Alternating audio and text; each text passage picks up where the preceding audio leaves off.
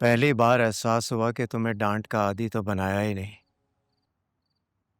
डांट सुनने की आदत होती तो इस तरह नाराज ना होते। नाराज नहीं हूँ पापा, और आपके डांटने का भी दुख नहीं है। दुख सिर्फ इस बात का है कि जिन लोगों ने आपकी कदर नहीं की, एटलीस्ट उनके लिए मुझे नहीं डांटना चाहिए था।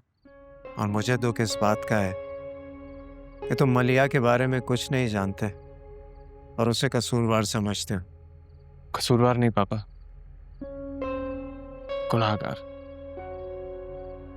मलिया आंटी ने जो आपके साथ किया, आप प्लीज उसे उनकी गलती या कसूर ना बोले। गुनाह है वो।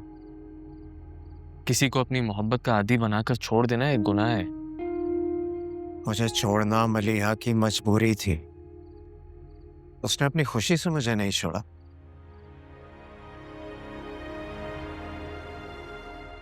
लेकिन दादी तो कहती हैं। गलत कहते हैं हम। मुकम्मल सच तो वो भी नहीं जानती, और जितना सच वो जानती थी उसे भी उन्होंने एक्सेप्ट नहीं किया। हमारी दूसरी मुलाकात हसन की शादी पर हुई थी।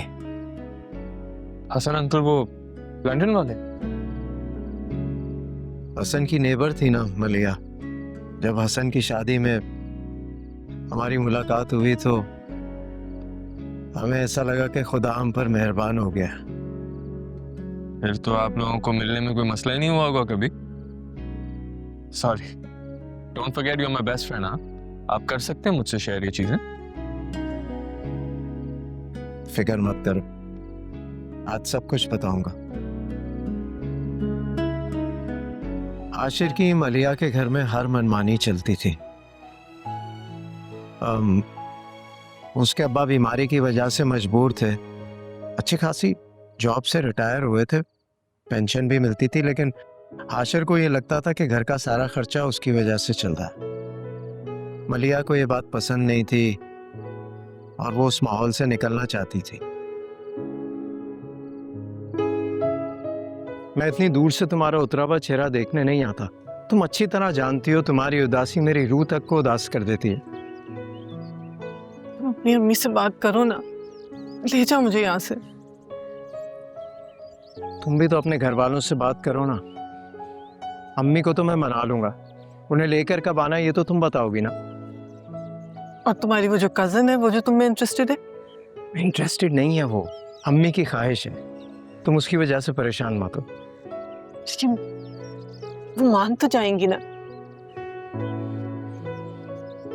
और तुम जानती हो, एक और बात बताओ, इस मर्तबा ना उनके हाथ तुम्हारा एक खत भी लग गया। क्या? पर मैं तो तुम्हारे ऑफिस के एड्रेस पे भेजती हूँ। हाँ ना, बस घर में टेबल पर भूल गया था मैं। फिर क्या, सवाल जवाब हुए। और मोहब्बत करना कौन सा जुर्म है जो मैं इनकार करता। कह दिया मैंने, आपकी होने वाली बहू का खत है। एजाज, पर उन्होंने पढ़ा मेरा खत? पढ़ा तो शायद नहीं होगा, और अगर पढ़ भी लिया होगा तो अच्छा है। उन्हें भी तो पता चले कि कोई उनके बेटे को कितना चाहता है। ये मुस्कुराहट देखने आता हूँ, इतनी गजब की होती है कि अगली मुलाकात तक आंखों में ठहर जाती है। बातें करने के शेर हो बस तुम, और मेरा खत तक नहीं संभाल के रख सके। अच्छा, अब बता दिया तो इसका मतलब है सारी जिंदगी ताने देती रहोगी तुम। मजाक कर रही थी। बात करो ना अपने घर वालों से। तुम जब कहोगी मैं अम्मी को लेकर फौरन आ जाऊंगा।